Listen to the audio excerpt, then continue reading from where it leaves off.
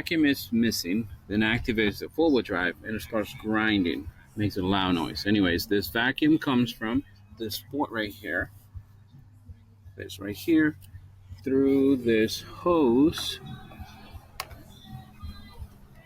Okay, and it's attached to this little outlet that will give vacuum, and the vacuum is coming from that part of the engine. You see that? Okay, but for some reason I tested that port and their vacuum was missing. Like if you accelerate the vehicle, there was no more vacuum. So therefore, the four-wheel drive actuators were activated and started grinding on the wheel bearings. Anyway, it's that port right there. It's an older port, which is right here, and it worked. Anyway, that's it for now.